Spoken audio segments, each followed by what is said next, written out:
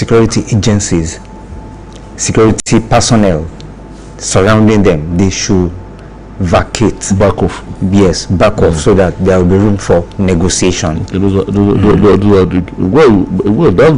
usually that's usually the condition. The condition, but negotiations. It was according to the normal informal investigation, according to reporter Aderemi in Ogumosho. I know. Remember, I got thinking yesterday when my mind went to the people who have been held hostage and this whole scenario, and looking at the whole situation, insecurity in Nigeria, and the deep involvement of the military in internal security matters. Now it has gotten so bad that it has become a new normal for the military to be deeply involved in all these, because of what we are dealing with, because of what we have on our hands. Normally, all this should have been the purview of the police, the DSS, yes, and DSS, the internal police, intelligence agencies. Yes. But now, it's the military playing the role of the police, and even for what looks even very minute, a very minute semblance of terrorism or terror, the military are called in. This is where we have found ourselves. I'm not saying, I'm not condemning it, of course. This is what we have to do. This is what we need to do. But then I'm just wondering aloud and pondering how we got here, on how we actually found ourselves in this dire situation. Well, and I believe, like we all know, the military, yes, to prevent the invasion of the territorial integrity. Yes, of the country. The territorial integrity, that's their duty. Yes, and the police, internal security. So we don't know what is happening, and it has been like that for so many years now. Now, well, like you said, the incidents, the kidnap, clearly perpetrated by terrorists of that group that I mentioned the name, that almost removed one of my teeth. The Jazz group have been dislodged from other parts of the country due to high intensity operations being conducted all over. Well, that is the effect of what the military has been doing in a long while. And we will give it to the Nigerian intelligence agencies. They do one, if you remember, they do one when this evil organizations, when they start infiltrating, when they start coming into the country to roost.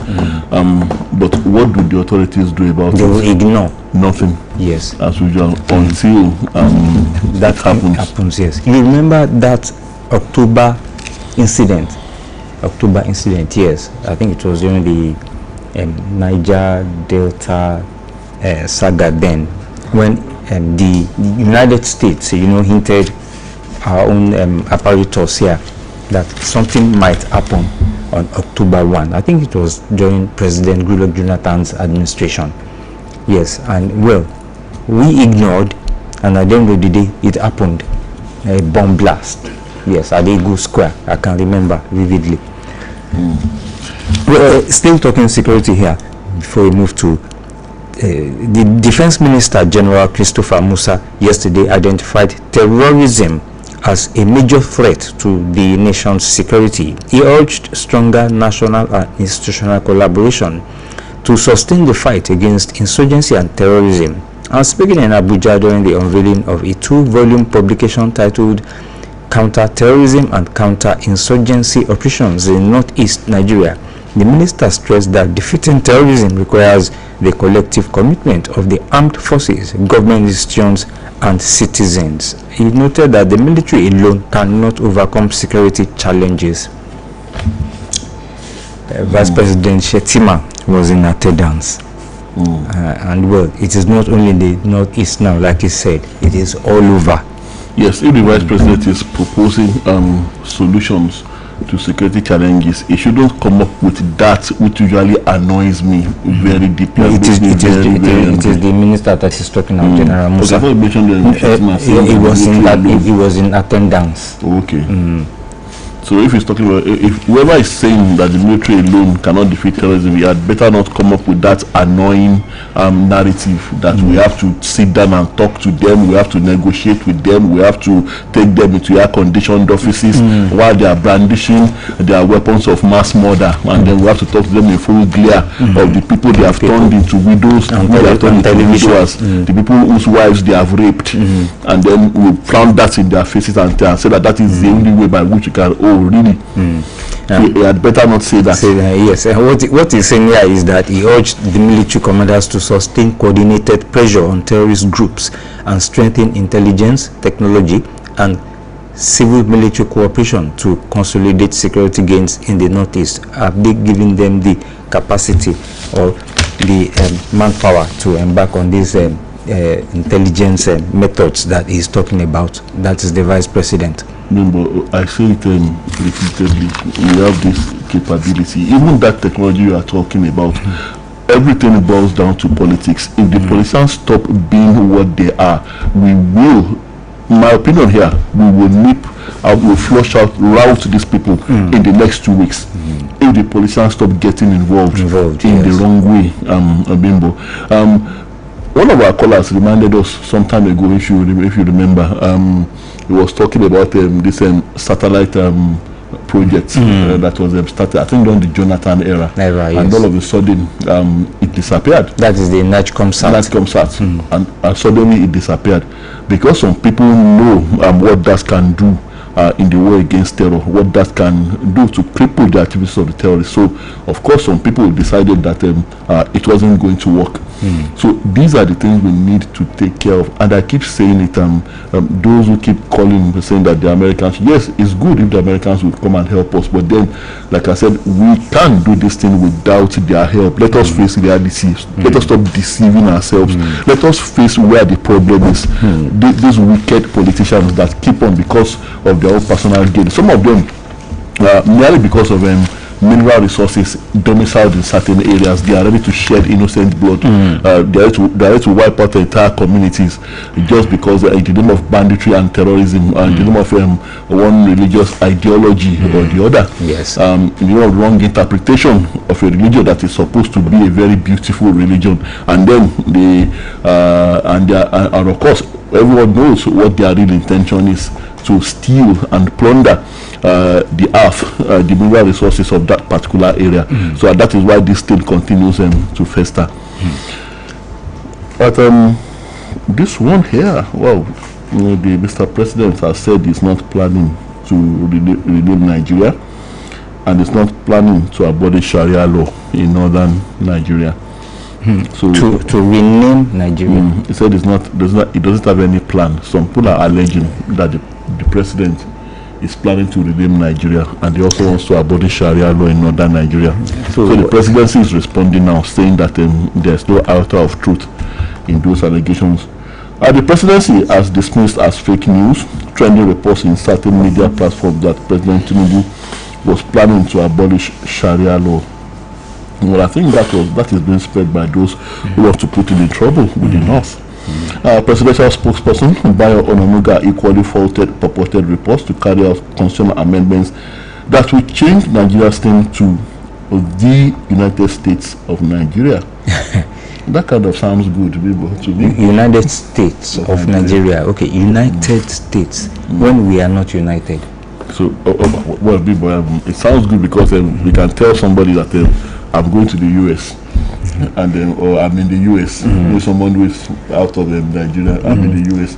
And of course, when that person finds out that you are in Nigeria, you say, I'm in the US. Don't you know the name of our country now? United States of Nigeria. So I'm in the US. USN. Now, presidential spokesperson Bayo Onanuga, equally faulted those that are saying that the president will change Nigeria's name to United States of Nigeria. The presidency attributed the trending report to those it described as desperate politicians with sinister agenda to destabilize the country. The statement maintained that the process of amending the constitution is not at the president's or the National Assembly's whim. It is a task that requires a two-thirds majority in both chambers of the National Assembly and the concurrence of 24 states houses of assembly. Yes, it is actually a cumbersome process if you want to do that kind of amendment to the constitution. But then, Bimbo, there are two ways of looking at it. My personal opinion here. It could be that somebody or some people is testing the waters regarding, I'm not talking about Sharia now, regarding the plan to change the name to the United States of Nigeria. Just to dangle one kind of carrot, you know. And of course, if you are going to change it, if Nigeria is going to become United States of Nigeria, then something must have happened to the structure of the country. So, talking about restructuring now, maybe a return to what we were before the onset of federalism as we have it now, or something that we'd all sit down to discuss together. Okay, what brand of restructuring are we talking about this time around? Because for me, the old structure, I'm talking about the regions now, may not actually work, because even among the individual ethnic nationalities, the mutual suspicions are very rife, and are also very have escalated. So a lot of water has passed under the bridge, and a lot of things have happened. So that trust that bound us together as individual ethnic groups within separate regions may no longer be there. But then, so that's why I said maybe there's no smoke without fire. Maybe this is a test of the waters to see how it will be accepted. And so, but at the same time, it could also be that, as the president is saying, maybe there are some mischievous elements that want to, either ways, if it is United States of Nigeria, if it is Sharia, either ways, whoever is throwing this would know that both may not go down well with a certain part of the country. And I'm talking about northern Nigeria. Northern Nigeria, yes. So Sharia, of course, you don't touch Sharia. That's a no-no. You cannot touch Sharia. You cannot touch Sharia again. They're talking about restructuring. They are always apprehensive in that part of the country. That what would happen to them in the event of a restructuring of the country. Their leaders know, and they also believe that they would end up becoming another Sudan or another Somalia if we have to go by the other currents of what is happening right now. So, pardon me. So they are quite apprehensive about that, whatever brand of restructuring we are talking about. So it could be either ways, Bimbo. Like I said, there might not be smoke without fire. But I know if it's Sharia, I know President Tinubu is smart enough to know that that is a no-go area. Yes, no-go area, of course. People of northern Nigeria, they want Sharia, they subscribe to it, and I don't think there is anything wrong with that. Yes, for me, we haven't had any troubles with that in recent times. In fact, in a long time. And for me, Sharia is not even an ideology. I think it is a way of life, for those who subscribe to it. All right, let's have this quick commercial break, and we'll be right back. Wake up, it's choco time.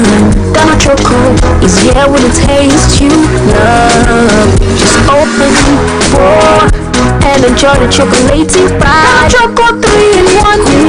Taste it, love it. Donna Choco 3 in 1. I love it. Introducing the new Dano Choco 3-in-1. It's tasty, creamy, and satisfying. Taste it, love it.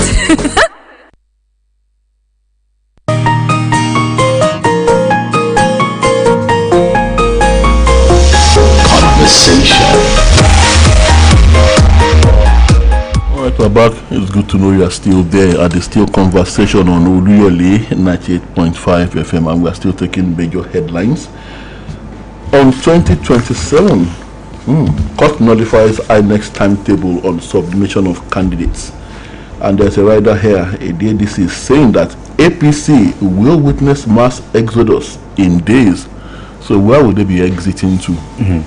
And Benga Ashim commends court for upholding rule of law.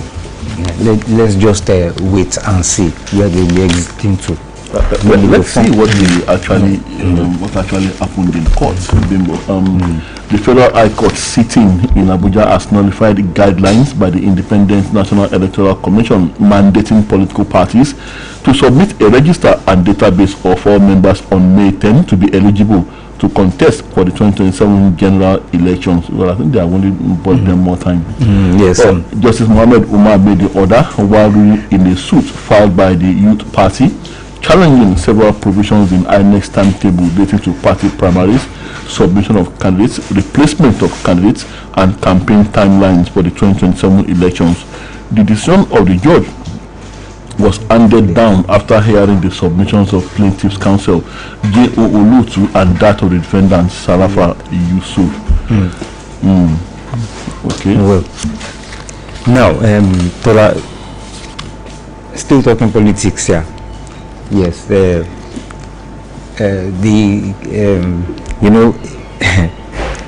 APC primaries. I don't want to be distracted by somebody here. Yes, the APC primaries. The results have come out. Yes, and the winners. It looks like you're already distracted. Yes, I'm distracted. Yes. Yes. So I think I can see drama in some states as incumbent governors win second term tickets. Talking about the APC Gilbert primaries. Well, I don't think that is unusual. You should, as a sitting governor, you should be able, and you want to rerun. In a kind of politics, in a kind of political climate, if you are a sitting governor and you are desirous to run for a second term and you don't get that ticket, it means something is wrong, either with you as the governor, or maybe there is something wrong within the party. So it's the usual people. So I don't know why anyone is making a fuss over this. That is to the APC governors. You understand them. What you are talking about. Let's do a quick reel out. It says Amzat, Adiola, Bago, Yusuf, Otu, Aliu, Soni, Namadi, Lawal, Idris, Rada, Chinda emerged candidates. And 345,375 members are from Oborevori in Delta. Ali, Sarafadil Ali, takes early lead in Oyo. Isaku Gwama defeats two opponents in Gombe, and the operation in Kwara as exercise holds today. Just to give an update of how it is going. According to the Nation here, it is mentioning some winners here: Diko, Rada, Katsina, Basiotu, Cross River, Francis, Nwifuru, Ebonyi, Hyacinth Alia, Benue State, Umo, Eno, Akwa Ibom, Francis Oborevori, like you said, Delta, Peter Mba, Enugu, Obafemi Hamzat, Lagos, Solomon Adiola, Ogun, Sharafaddin Ali, Oyo, Jamilu Gwama, Gombe, Agbu Kefas, Taraba, Ubasoni, Kaduna, Abba Yusuf, Kano, Mustafa Gubio, Borno, and Kingsley, Chinda, River State.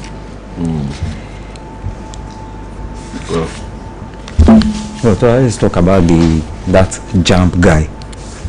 Oh, okay. Okay, the young man. Well, I think we still categorize him as a youth. Yes, he's a youth. He's 39, a professor, and he is a professor. And he served in JAM. Yes, he served in JAM, the Joint Admissions and Matriculation Board. He served there, and now he's registrar. I think the youngest so far. And becoming a professor at 39, well, I guess it's not the only one, but then that's quite an achievement. Says Tinubu appoints 39-year-old Aino as new JAMB registrar.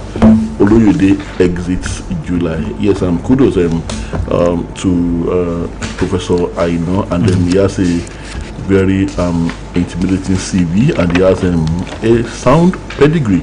But what I am very concerned about is that for him to meet up with the record and the achievements and the scorecard of Professor Oluyole. Yesterday when we were talking about this in the newsroom, I said, Professor Oluyole, what's your turn on here? That was what I said, because the man, for the first time in a long while, the man made, quite an impressive pronounce. Yes, impressive. His tenure was very, very impressive. And of course, his shoes are big, Bimbo. And I hope that Professor Aino would fit into those shoes conveniently. And what I'm thinking is, as a young man, as a young guy, new registrar, maybe sometimes consultations do matter. Yes, on some issues, talking about experience here. Well, I don't think it's about the generational issues. First and foremost, I think it's about the person. I think it's about character. First and foremost, that is most important. Character and the will to want to do that which is right, to want to do that which is appropriate. Then follows experience, like you mentioned. So, the Joint Admission and Matriculation Board, JAMB, as pardon me. This is that was the wrong story, and it says President Bola Tinubu has appointed Professor Shegun Aino as the new registrar of the Joint Admissions and Matriculation Board, JAMB. A statement by presidential spokesperson Bayo Onanuga said the new JAMB registrar will succeed the incumbent Professor Oluyole, whose two-term tenure expires on July 31. Professor Aino, who will be 40 in July, is a distinguished academic and systems expert with extensive experience in national examination systems, digital infrastructure, and public sector institutional reform. He holds a Bachelor of Engineering in Computer Systems Engineering from the University of Kent and MSc in Internet Computing and Network Security and a PhD in Digital Signal Processing, both from Loughborough University, United Kingdom. He has also completed the senior management program at Lagos Business School. Like I said, quite an intimidating CV. And then for him, Bimbo, IT and ICT seems to be very, very conversant with that, and I think it will be relevant in that area. And that be anything you can use to sakama and him, like you always say. Yes, he will always grapple with that situation. And yes, and back in Nigeria, he also added the senior management program certificate from the Lagos Business School. Yes, I mentioned that. Yes, and long before his appointment as registrar, I had a first-hand encounter with JAMB. He began his professional journey with the board during his National Youth Service Corps posting, gaining early experience in national admissions processes and data-driven institutional management. And the State House said those foundational insights have since shaped his contributions to examination reform and systems optimization.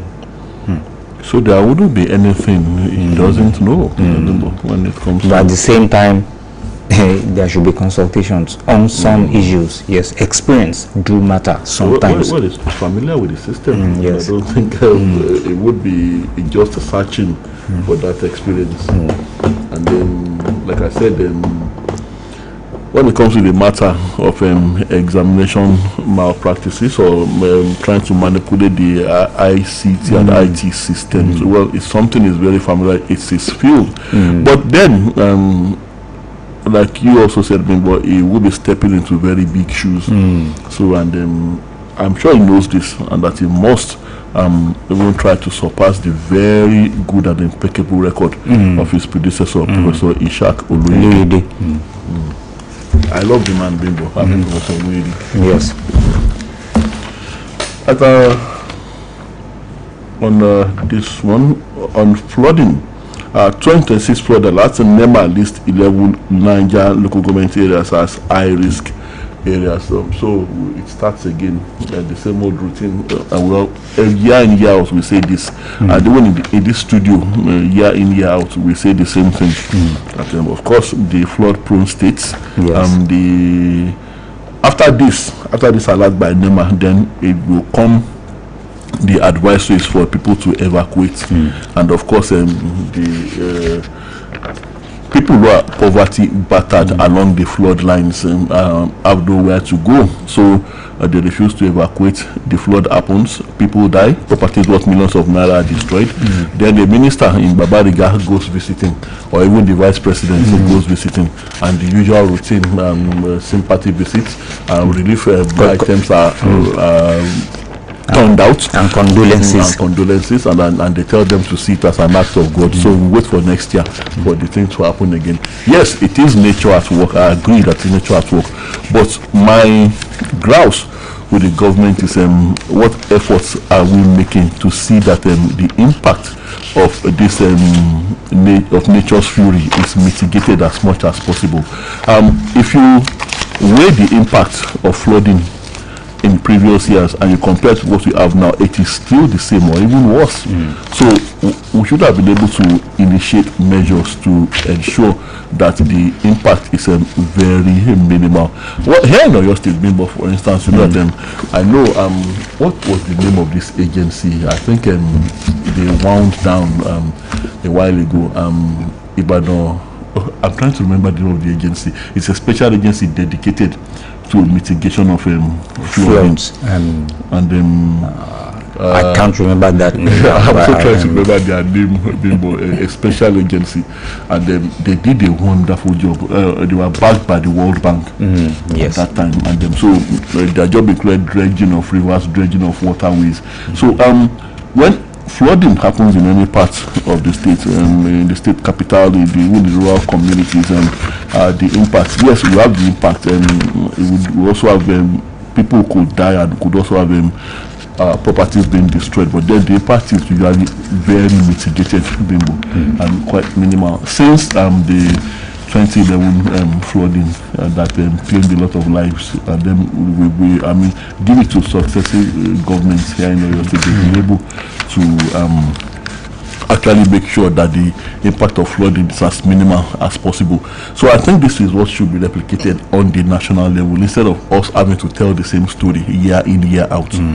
And warnings too do come. Warnings come before these things really happen. They will just give the warnings. The agency saddled with the responsibility of trying to control.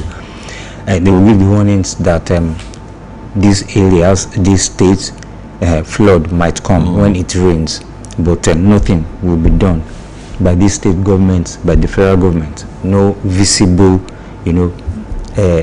action that will be taken. Like you said, that agency, I'm still trying to remember the name of that agency. The name of that agency, yes, dredgings, yes, went on. On a high level then, yes. Ibadan Urban Flood Management Project. Yes, I think it should be, yes. Ibadan Urban Flood Management Agency, yes. Now, the patriots to the federal government set up special committee to advise on worsening insecurity, decries killing, poverty, high cost of politics. We don't need any special committee to advise on worsening insecurity. We know what to do, only we are not doing it.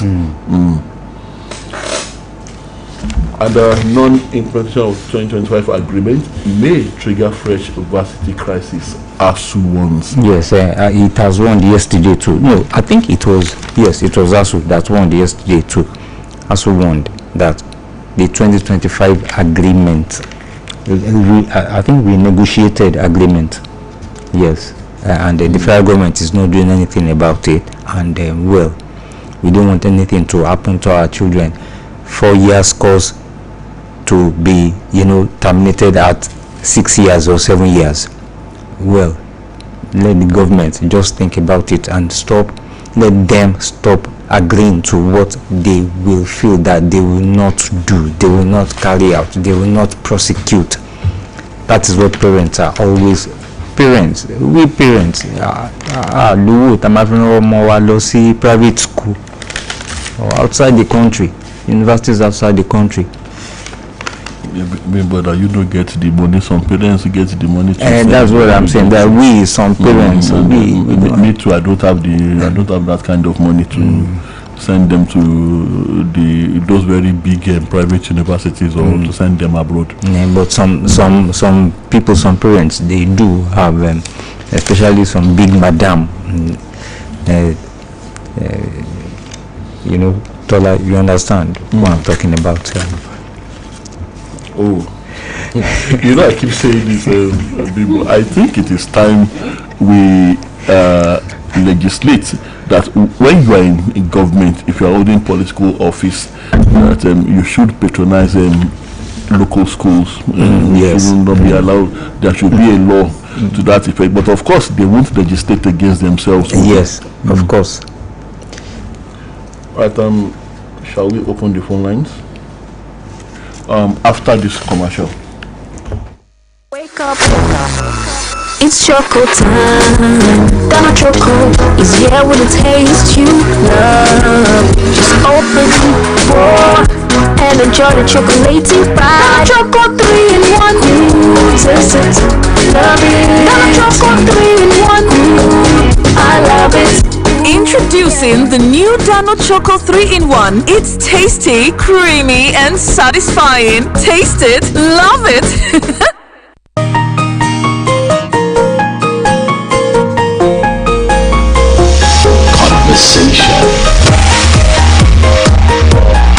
Program still conversation on OLUYOLEFM 98.5 in Ibadan. Time to open the phone lines. It's your turn, and welcome your contributions on the program this morning. 070-5555-1985. And we have our first caller here. Hello, good morning. Hello, good morning. Good morning. I'm Alex Awere. Good to have you, Mr. On this actual agreement, disagreement, I thought they had a free agreement. You can imagine how they have a disagreement. But they have to people to bring it up and down. They want to bring it up and down upon themselves. Therefore, there's still any possible to settle answer to avoid the mistake again. I want that this goes down government. Now on the APC primary. On the governor of River State, Ogunfowada. I think he went to the APC, everything is settled. That was good for him. But now, the president has spoken. That was good for them, I like it like that. Thank you much. Thank you, Mr. Thank Awere. you. Well, that is your own opinion there. Hello, good morning. Good morning, sir. Good Good morning. morning. I can be advised from you. Good to have you, sir. Though we can say the issues, the two issues are ordinary jokes. The issue of United States of Nigeria and the abolition of Sharia in the country. But let me say, apart from the political statement, we have allowed some two things, religion and tribal sentiment, to divide us in this country. We are no more one. We are a fragmented people of Nigeria. I must say this. People may not want to believe this, but that is how it is. For example, now, we have Sharia being observed in the northern states. With what happens to the common constitution? Is it in suspension? What in case the Christian even decide tomorrow that they want to formulate another their own system of governance? So all these things we have allowed, even tribal sentiment, we have allowed it to come between us in this country. We are no more one. We are only one on paper. We can't help us do more with that. Thank you very much. Thank you. Well, I still believe, at risk of sounding like a broken record, I still believe in the oneness of Nigeria. Yeah. It's about us at the end of the day. Yes. And it is these unscrupulous politicians that have spearheaded that division that Mr. Akambadewa is talking about, that fragmentation that he's talking about. Bimbo, quickly, going back to in recent history, Bimbo, what happened June 12, 1990 presidential election is a very typical example that we can indeed speak as one. Before the election was annulled, see how we all came together to decide the common direction we wanted to go. Yes. Let's Hello, good morning. Good morning, sir. Good morning. Yeah, Ojo Michael calling from Oluyole Kingdom. good to have you, Mr. Joe Michael. The issue of abolishing Sharia law, I know that I know that for me cannot fit the tree of life.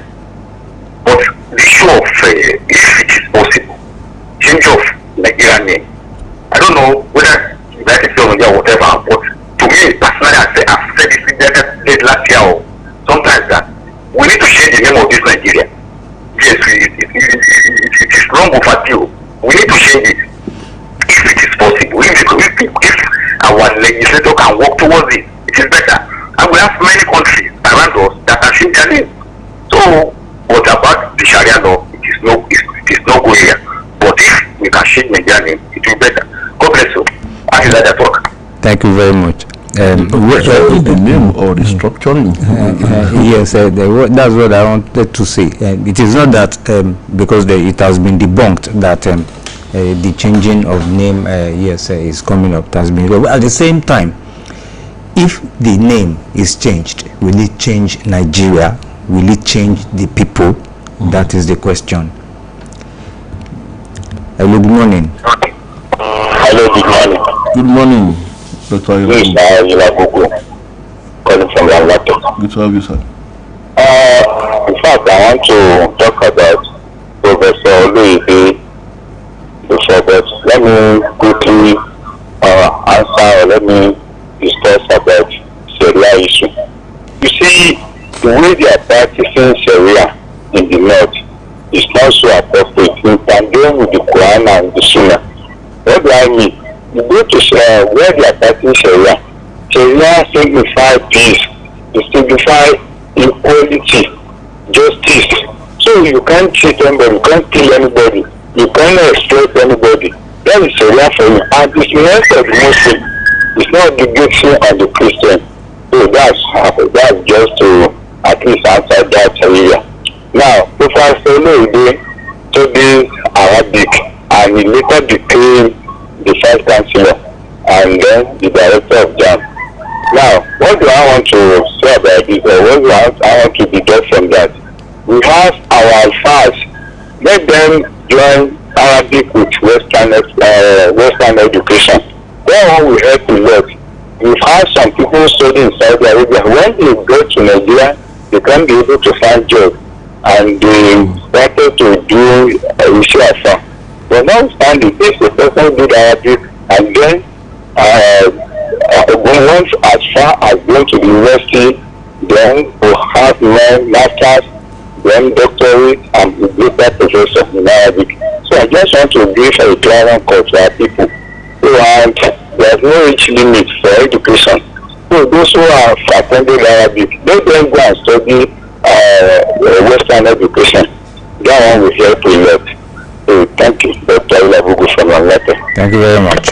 Yeah, that sounds very good to me. What Dr. Olagogo has said, that if you, of course, we have Arabic and Islamic studies in the NECO and Y curriculum, and then, of course, we have it in our universities. But he's saying that if you study that, you can also always combine it with an aspect of Western education as well, and that would not only enhance your chances, it would, of course, it would also enhance you as a person, as an individual. It would enhance your pedigree, it would enhance your CV.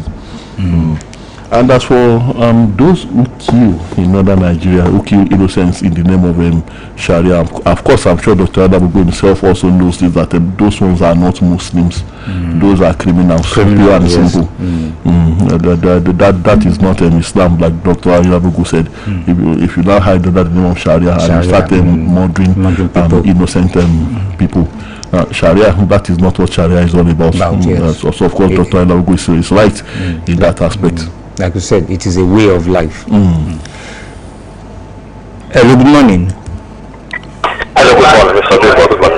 Good morning, Now, let anybody practice whatever they want to practice. At the time to break this conflict, everybody fights with you, everybody Allah. But by the time you are preventing them from not practicing it, it is just basic using that to stop the society. But allow them to practice it. That's what I used to say. They themselves know they cannot practice it because they will not going to, because there's going to be, they will be practicing it, but there's going to be a day there will be people will turn against them in that region.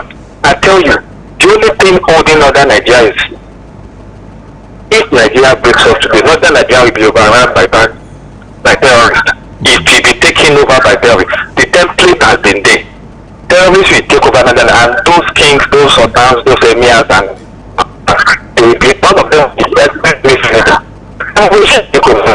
so let them practice whatever they want to practice. Then on the issue of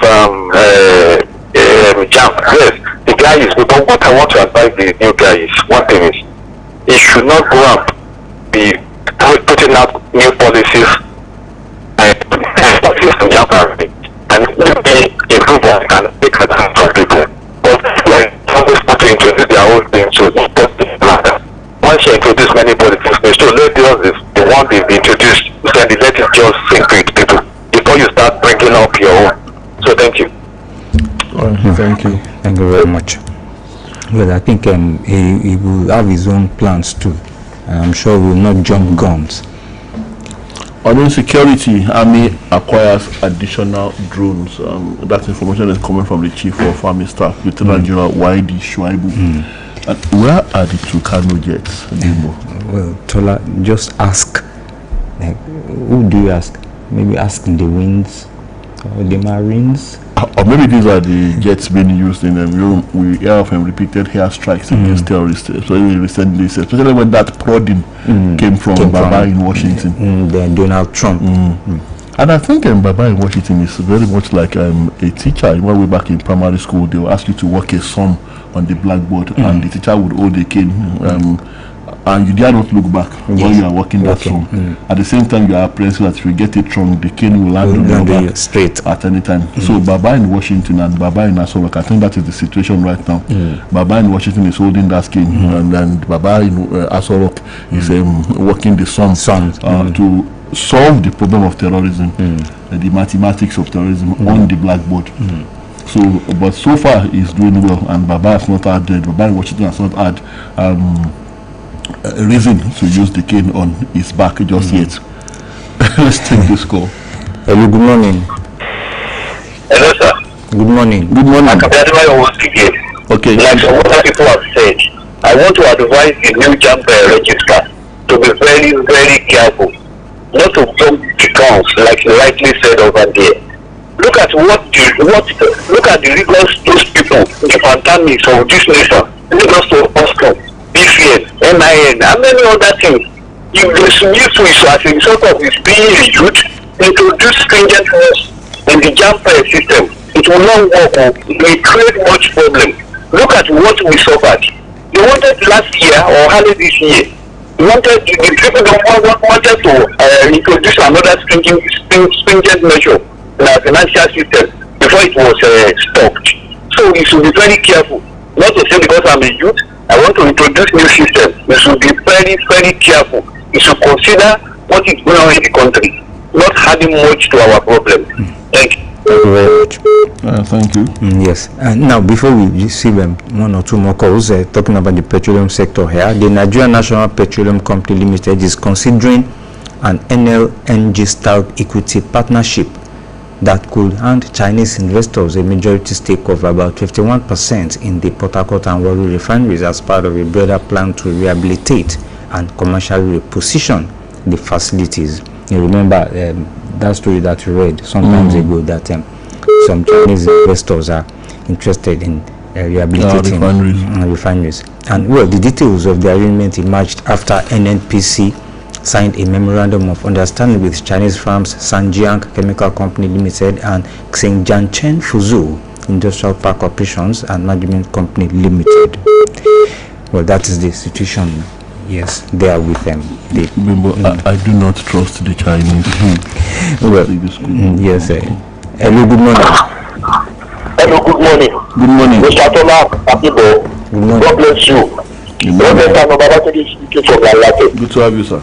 It is good that all our children should be computer literate, and that is why the introduction of computer in the school, and maybe the new registrar for them. I think you should be computer literate. So what we should do is to try as much as possible to teach our students, our children very well, so that they know how to handle computer, and the computer they use should not be the one that we have when they are operating it. What happened when they were doing the computers were not in good order. So in the light of this, let everything be put in place so that all these things will go well with our students. Thank you very much. Thank you very much, sir. Thank you, Reverend, and check your time is 7:30. We have to go. We'll be back same time tomorrow morning, God willing. My name is Tola Teriba. And my name is Bimbo Akombi. Thank you very much for listening. Enjoy your day, and Sports Tidbits is next.